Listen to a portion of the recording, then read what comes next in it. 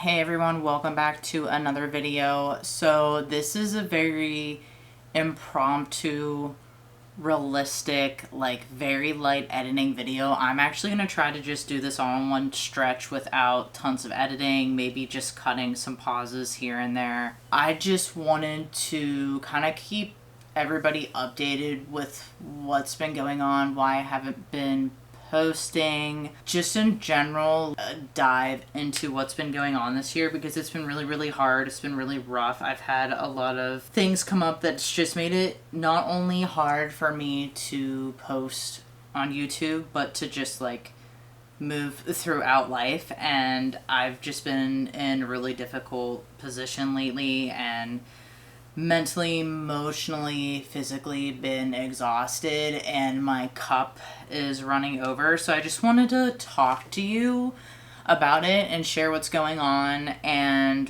what I'm like planning on doing next. So this video is really just for people that regularly watch my channel. So I have a list on my phone and I'm just gonna jump right into it, but I am gonna say that I do talk about loss and grief.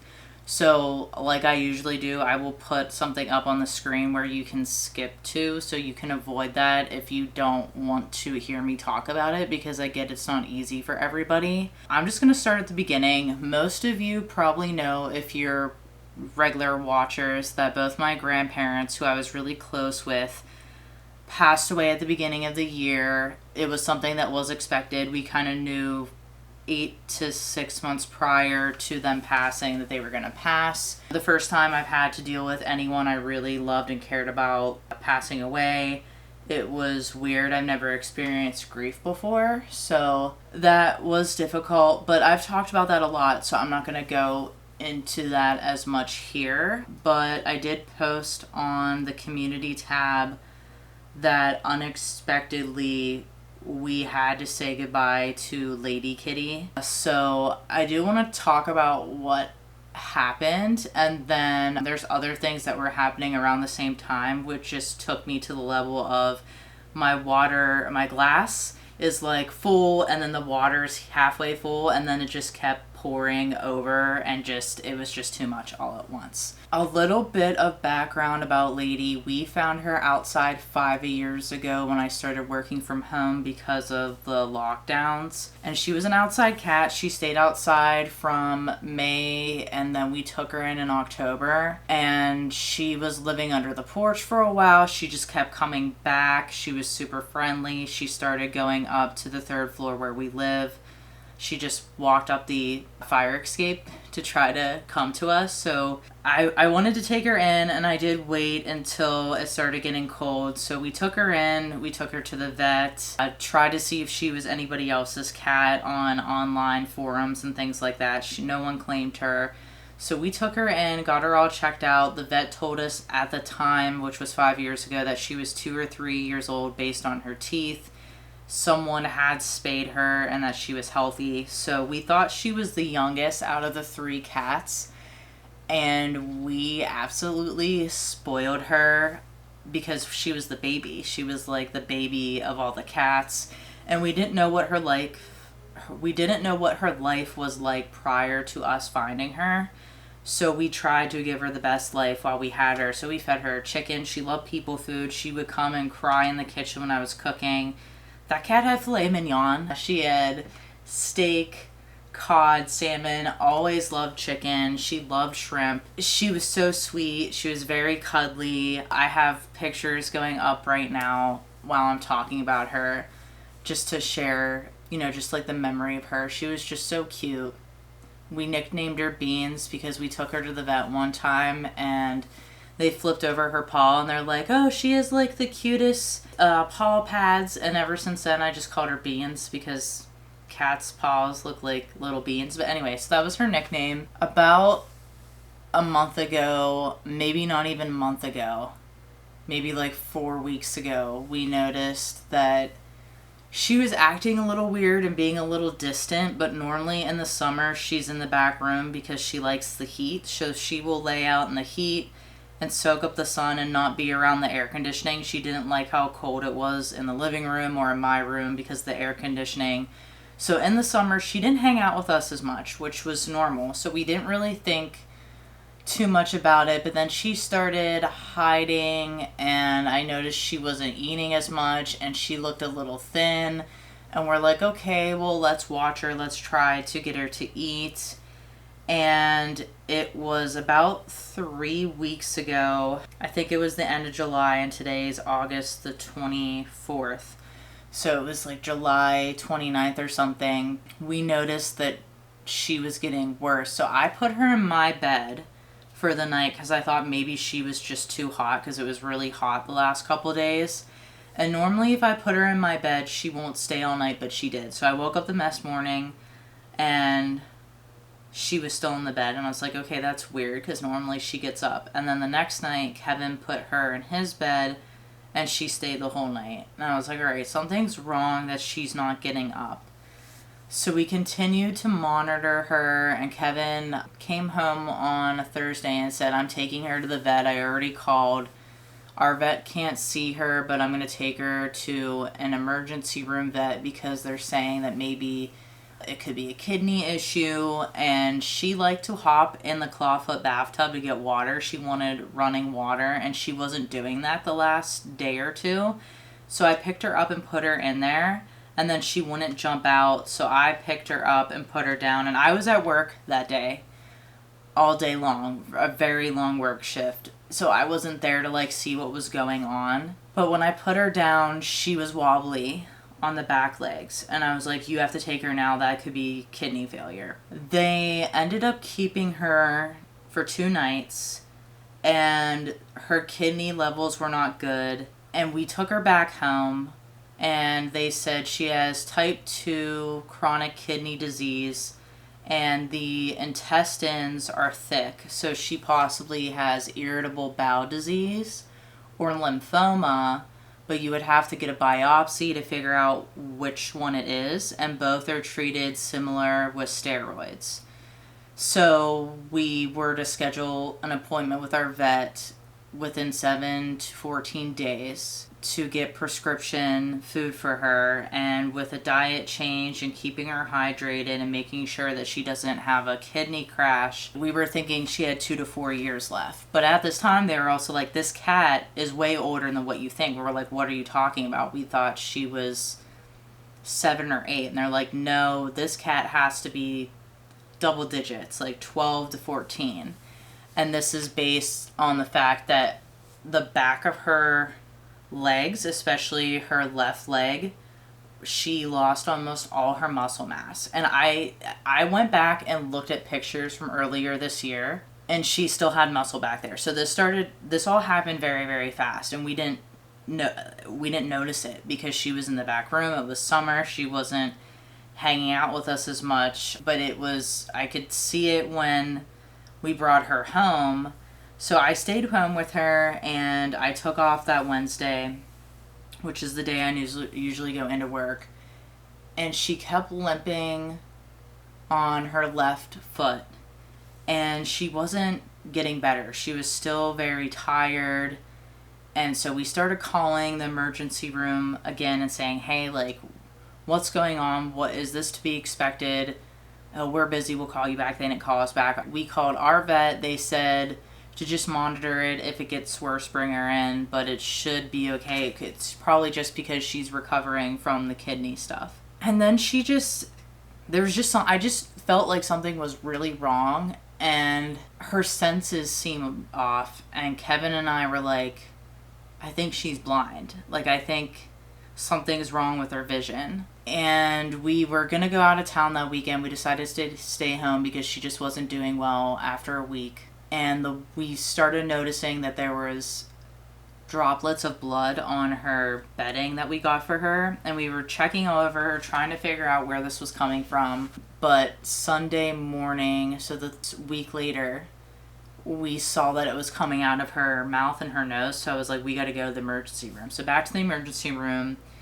It turns out that the bleeding was from her losing her upper canine, which we already knew that she had this thing where she would lose her teeth. They don't know what causes it. There's no cure for it. but we've never had an experience where there was bleeding because she was normally healthy, and so there wasn't blood. We've never noticed it. It would just, we'd take her to the vet and they're like, oh, yep, the abscess tooth, it's gone. We would never notice it, not even from feeding her, no blood at all. So it turned out that we had a really good vet the second time we went to the emergency room, and they said she is partially blind and she will probably lose the rest of her vision. And they inspected the paw that she was limping on, the leg she wouldn't walk on, in the room, and they found a tumor on her paw and said, hey, we need to do more x-rays. I want to check her chest. So they did. There was a tumor in her lungs, and they said, your cat has a rare disease called feline lung digit. So what happens is the cancer metastasizes in the lung, it goes in the bloodstream, and it spreads to their paws and like usually one of their digits. And it's a carcinoma cancer, and it's really, really aggressive, which is why I said I didn't see the tumor. And she's like, well, we just had her last week and we didn't see it either. So my guess at the time was, I looked at the vet and I said, so are we talking like a year or less? And she said a few days to a few weeks. So at that moment I lost it, because I went from a few weeks ago having like a seemingly normal cat, and cats hide pain very well. If you have a cat, you probably know that, to your cat has a chronic kidney disease, which can be treatable, but eventually, it is going to take time away from her life, to your cat has days to weeks left. And I stayed home again. The lameness in the leg never went away.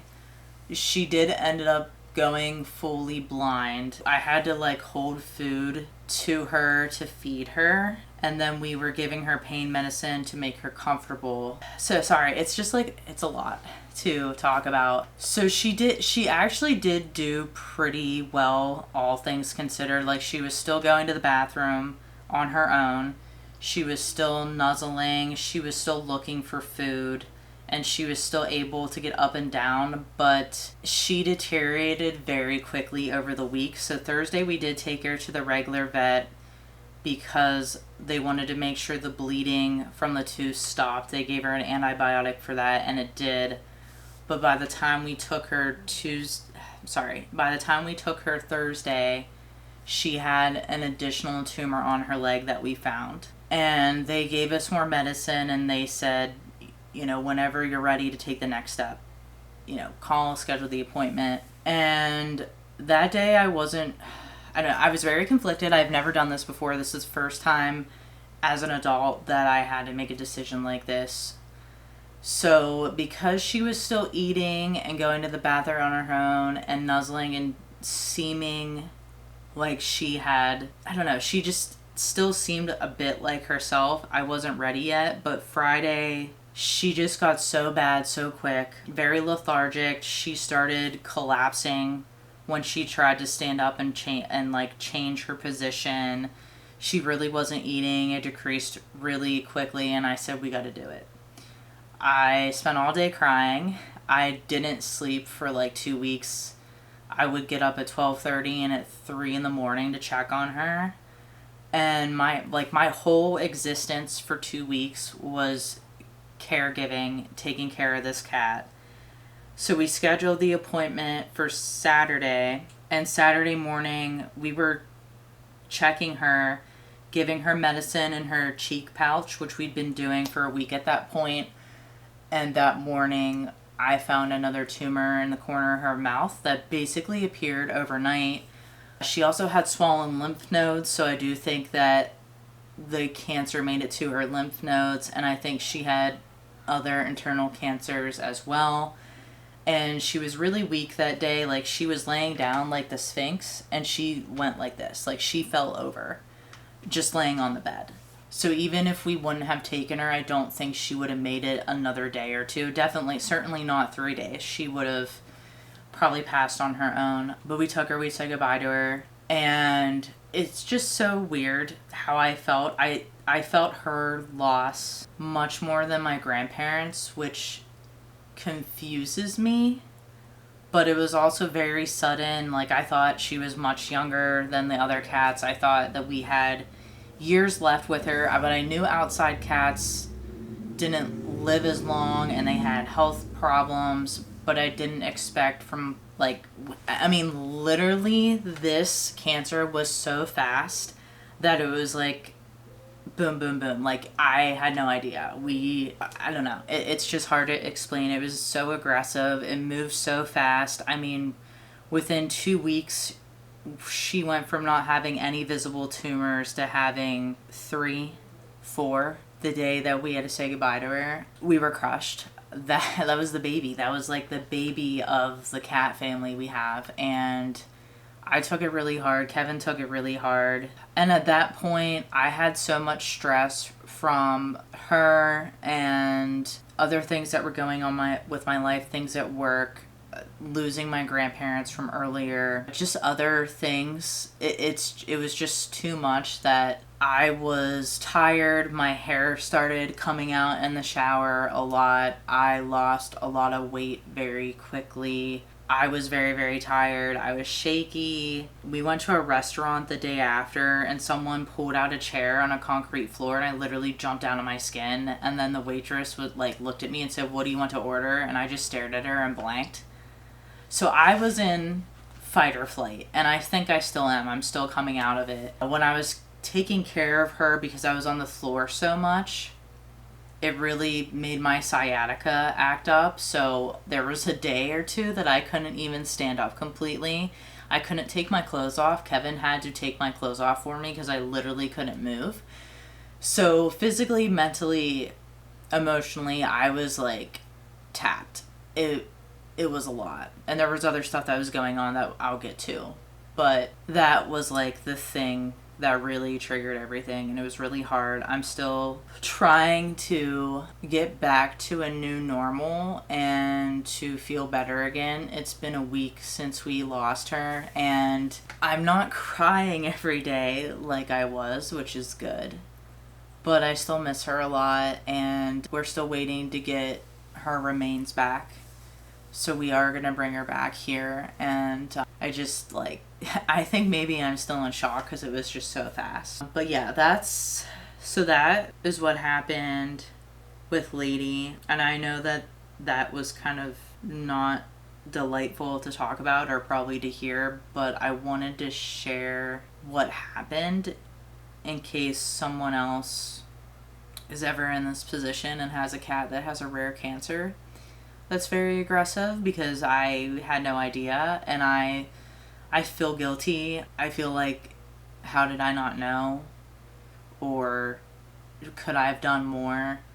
Just all the things that you ask yourself when you go through something like this. So there's just a lot of stuff that I'm still working out, and I want to be honest about that. I know that some people don't have pets and they don't understand maybe where I'm coming from, and that's fine. But they are my little baby kitties, and I love them very much, and they are family to me. So losing one of them is really hard, and it's really hard on Kevin too. He slept on the floor with her for 2 whole weeks. So it's just been tough. But yeah, I'm going to get a drink and then move on to the next thing that I want to talk about. I'm going to move on from everything with Lady, but if anybody has questions or wants to know more, you can drop me a comment and I'll answer it, just because I know there's other people that are cat people that are viewers, and maybe they're curious about the disease or chronic kidney disease or something or whatever. Also, expensive, holy moly, thousands of dollars, which I don't think people expect to go to the emergency room and do twice, and then 2 overnight stays, and then a regular vet appointment, and then you do all that to take care of them, and then they don't make it. That's not easy either. But let's go to Toulouse. So the day before we took Lady to say goodbye to her, I found that Toulouse had a bump on his chin, right here. And no, it was Thursday. It was Thursday, because that's the day we took Lady Kitty into the regular vet. So I showed the I took a picture, showed it to the vet. She said it's probably infected chin acne. I will schedule an appointment for you on Saturday. So Saturday morning, we took Lady in, said goodbye to her, then came back a couple hours later for Toulouse, gave him antibiotics. I wanted blood work because I wanted to make sure there was nothing else wrong with any of my cats. So Yingling is also going to the vet in a couple months once I replenish my vet funds, because that really wiped me out. So not only did I have one sick cat that I had to say goodbye to, the same day I had another sick cat that I had to take. So, wow. Not great luck this year. So that happened, but Toulouse is okay. He got an injection for antibiotics. It was infected chin acne. It is going down. There's other things that we can do to help reduce that. We've already removed plastic. That's a big one. We already use ceramic bowls, so we just have to make sure that we try to wipe his chin. He's a fighter though, he hates it. So it's hard for me to wipe his chin or put the acne cream on. He doesn't like it. So we just have to be a little bit more careful with his chin, his food dishes, stuff like that, and make sure it doesn't get infected again. I think the reason that it might have gotten infected is that he rubs on everything. But also, there was a lot of tenseness in the house. Like, him and Yingling were definitely acting weird because Lady was in this room only. And he wouldn't even come in here for like a week. The vibes are very, like, they know. They knew that something was wrong. So I think maybe the tenseness and the stress that we were feeling and Lady was feeling, maybe that caused some of it. I don't know. That's just a theory. But my camera's gonna die, so let me change it to the other one. New batteries in. Anyway, so yeah, Toulouse is good now. Let's see, what else did I want to talk about? So let's talk about the stuff that was going on at work. So the week that Lady got sick and the 2 weeks prior to that, we got put on this really big high priority project. So I had to work extra hours. I had to work 3 hours on a weekend. And then for 2 weeks in a row, I had an 8 a.m. meeting, which is an hour before I start. I normally start at 9. So I had to change my whole schedule to accommodate that.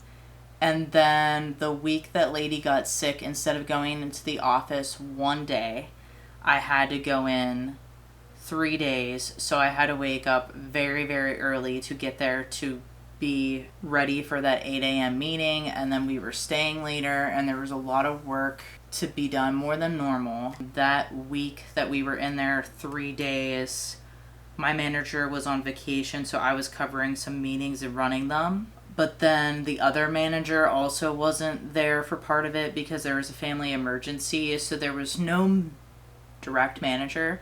So a lot of things had to get put on my plate, which is fine. It's stressful, but it would have been fine if it wasn't for everything else that was going on. But anyway, so like with the big change at work, the routine change, waking up early, just working more in general, it was stressful. But I knew it was going to be short-term stress until we got over this project. But having Lady get sick at the end of that made the situation worse because I was already run down and tired and feeling burnout from work. And then I had to push through everything to take care of Lady. So my glass was kind of already full, like at the top. We're going to use the Stanley. So my glass was up to here. And then when Lady happened, it started overflowing to the point that just kept overflowing for like 2 whole weeks. So that happened, kind of like a small thing at work. At the same time that this was going on, I actually injured myself twice. So I think it was in the beginning of July, like July 12th, I had an injury flare up. So I have something in my neck that ends up hurting a lot. And I was lifting one morning and I was doing overhead presses and I was like, okay, that really hurts. I'm going to lower the weight. And then it kind of hurt a little bit, but I was like, I'll just like end my set early. And it got really bad to the point that I couldn't even wash my hair, so I couldn't move. It was very stiff. I had to stay home from work that week too because I could not move my body. So I iced this. I think it might be nerve pain because I felt shooting pain going down through my arm and into my middle finger. And some of it was in my shoulder and the back, kind of like going down into here. So I was not able to exercise. And as some of you know, I've been doing 75 soft. So I had to stop 75 soft to do that, because even like other things, like even full body movement, I couldn't really do. I couldn't really go for a walk. And then waking up an hour early took out the time that I had scheduled in my life to do my exercises. So it was a pause on 75 soft. And then as that was getting better and I was finally starting to be able to exercise again, I started off with yoga. I fell and twisted this ankle. So I hurt here. And it was bruised up at the top of my foot and bruised on the side and then bruised on my leg. I didn't break anything, but it was really swollen. So I had to go into work for 3 days, could not stay at home, so I had to walk on it. And it was just bad. So that was great. So 2 injuries right in a row.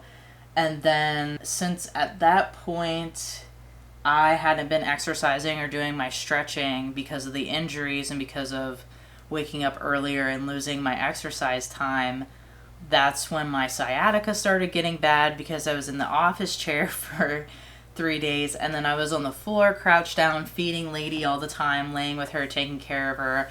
So that also caused the sciatica flare, mainly in my right side.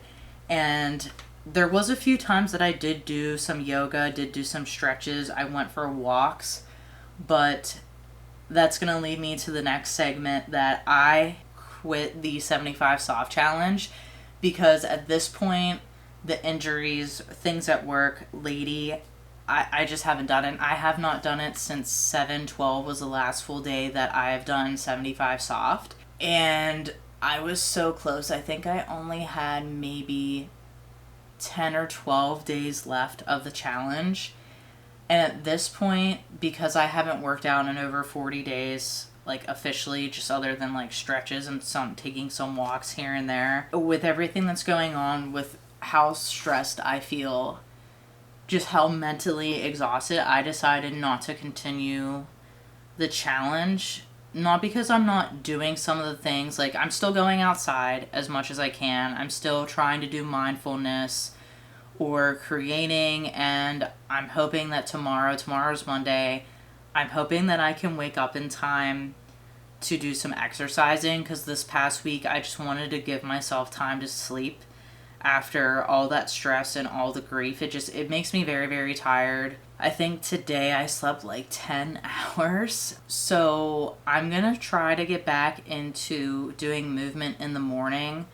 But at this point, I just don't have the motivation or the drive to do a challenge. Like, I'm just not in the right headspace to do it. I am gonna try to do it when I can, or do the things that were on my list as much as I can, or when I'm feeling like it. I mean, the most important thing to me is doing the daily movement. That was the whole reason why I did it, and for the most part, I have achieved that, other than this big break.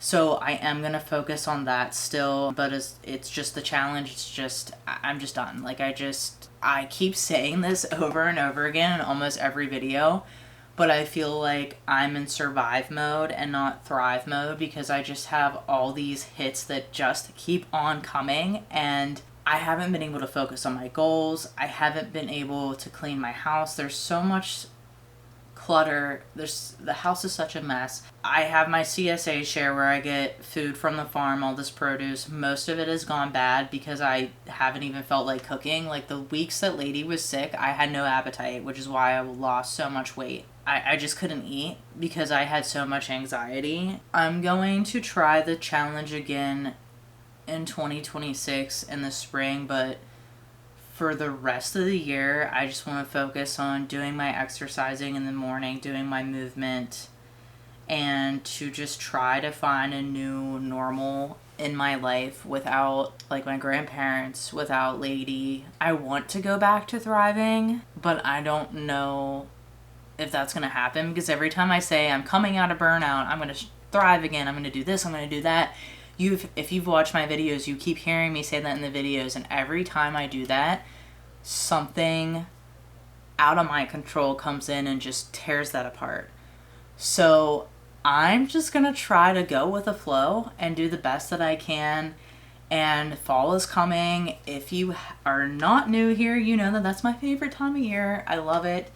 So I'm kind of just ready for cozy calmness. I don't think I'm going to be super ambitious for the rest of the year. I think I just want to try to have fun. We went on that vacation earlier in spring, like the little cabin trip. Had it planned, couldn't get it refunded, and it was a day or two after my grandmother died. So I was miserable, I was a mess. Kevin and I fought the whole time because I was in a really crappy mood, and it just wasn't fun. We haven't really done tons of things together this year. We've been so busy. He's busy, I'm busy. Everything has just been taking my energy from me. So we really want to try to have fun for the rest of the year. That's kind of the goal, is just to try to do things and go have fun. Our summer wasn't that great. We didn't get to do all the things we like to do in the summer. I haven't been cooking. I've really lost a passion for cooking just because I've just felt so tired. So I need to find like my self again, I guess. Like I don't know. I'm not ready. I don't feel ambitious right now. I just want to get through the year and try to have the remainder of the year being better. And like, obviously all these things that are happening are really outside of my control. But I just want to try to like find a new normal, to feel better mentally, physically, and emotionally, and have fun and feel cozy and enjoy the fall and not push too hard, because every time I think I can get back to like, yeah, let's get it something just comes and wrecking ball. So that's kind of what's been going on there. I mean, obviously there's like other things that happen in your life that are just annoying and they really don't add up, but when you have all this like big stuff going on and then little things come along, it just goes until you can't explode, you can't handle it. So a lot of like little things that normally wouldn't get on my nerves or make me feel bad are making me feel bad. So I definitely need to focus on myself and my emotional health and my wellness and feel better. Brings me into moving forward. I am going to do fall videos. I'm going to do an autumn reset. Next weekend's Labor Day, so I think I'm going to film that for the next 2 weeks. I'm going to decorate for fall. I want to clean the house because there's just stuff everywhere. I want to try to get things back to normal. And I did post a community tab poll today asking what type of video you want to see for the fall. So I have a morning routine, I have an evening routine, a reading vlog, or a like cozy mini fall vlog. So make sure you go to the community tab and vote on what fall video you want to see. I am also doing a Gilmore Girls video. I try to do a Gilmore Girls video every year around fall, and I actually wanted to get this video out in the spring, but you know, everything happened, so I didn't get to that. So there's going to be a Gilmore Girls video. I want to do some work-life diaries video, a winter reset, maybe something themed for New Year, and that's it.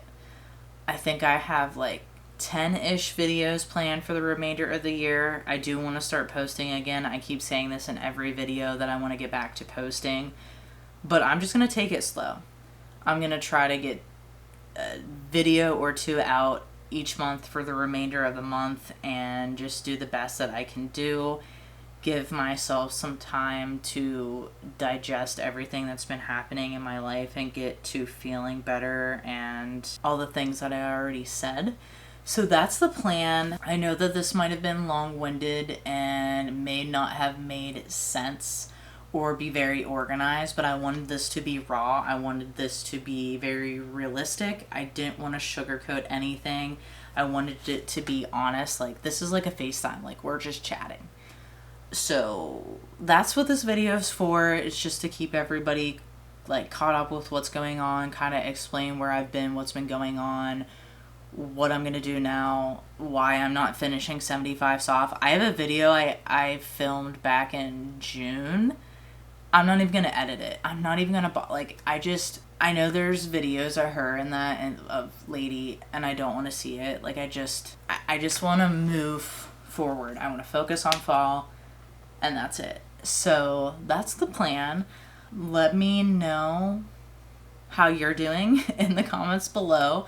I hope everybody's having a better year than I am. I hope that if you are experiencing some of the things that I'm going through, I hope that you're finding ways to find gratitude and happiness despite all the negative things. I know it's not easy, but I keep reminding myself of things to be grateful for, like the memories with my grandparents, the memories with Lady, knowing that I gave her the last 5 years of life a good 5 years. At least I hope I hope so. I think she really did really love us. We really loved her.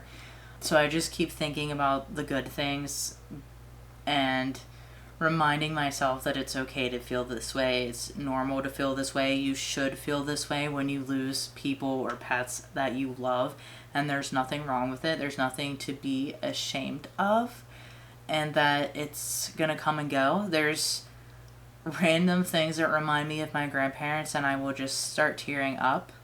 It's just a part of the process, but you never forget about them. I think about them every day. I think about Lady. I will talk to her out loud when I come into a room that she should be sitting in. I'll just be like, Lady, I miss you. I miss you, Lady Kitty.